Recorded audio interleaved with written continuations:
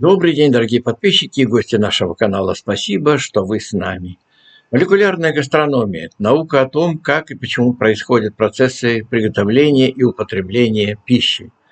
Она изучает химические и физические свойства компонентов, которые используются при готовке и взаимодействии в процессе готовки и употребления еды.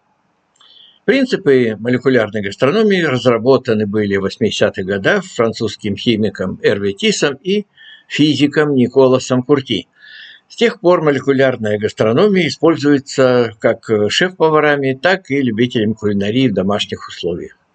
Один из главных принципов молекулярной гастрономии – это использование различных компонентов, которые изменяют текстуру и вкус блюда. Например, с помощью желирующих агентов можно создавать гелевые блюда и десерты, а с помощью эмульгаторов – соусы и дрессинги. Часто используются различные газообразные компоненты, например, карбоновая или азотная кислота, чтобы создавать разные эффекты и текстуры блюда. Еще одним принципом молекулярной гастрономии – использование термических методов приготовления еды.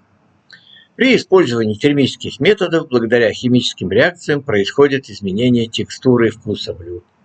Например, при использовании метода су-вид, готовка в вакууме при низкой температуре, мясо получается очень нежным и очень сочным, а овощи сохраняют свой цвет и аромат. И в домашней кулинарии можно применять некоторые принципы молекулярной гастрономии, чтобы улучшить вкус и текстуру блюд. Например, можно использовать желирующие агенты, чтобы создавать гелевые десерты или желе из фруктового сока.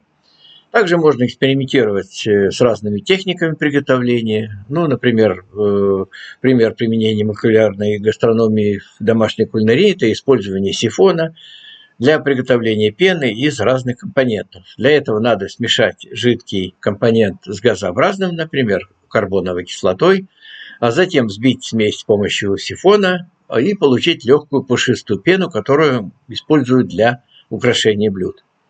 Еще пример использования желатина для создания гелевых блюд и десертов. Для этого смешивают желатин с жидким компонентом, затем заливают смесь в форму и ставят в холодильник до застывания. Вот так можно создавать различные формы и текстуры блюд и десертов. И также можно использовать разные средства для создания новых вкусовых сочетаний. Например, можно использовать диметилдикарбонат, это такая пищевая добавка для приготовления фруктовых соков, которые могут иметь непривычные формы и текстуры. Однако при применении молекулярной гастрономии в домашней кулинарии необходимо соблюдать меры предосторожности и следовать инструкциям по использованию компонентов и оборудования. Некоторые средства могут быть опасными при неправильном использовании, поэтому необходимо быть осторожным и внимательным. В целом, молекулярная гастрономия – интересное направление, которое позволяет создавать новые уникальные блюда, используя знания в физике и химии, и применение молекулярной гастрономии в домашней кулинарии может быть очень увлекательным и позволит вам создавать такие уникальные блюда, которые вы никогда раньше не пробовали. Но для достижения успеха надо иметь творческий подход и жажду эксперимента. Спасибо, что вы были с нами. Подписывайтесь на канал, берегите себя и свое здоровье, и тогда все будет только хорошо. Вот увидите.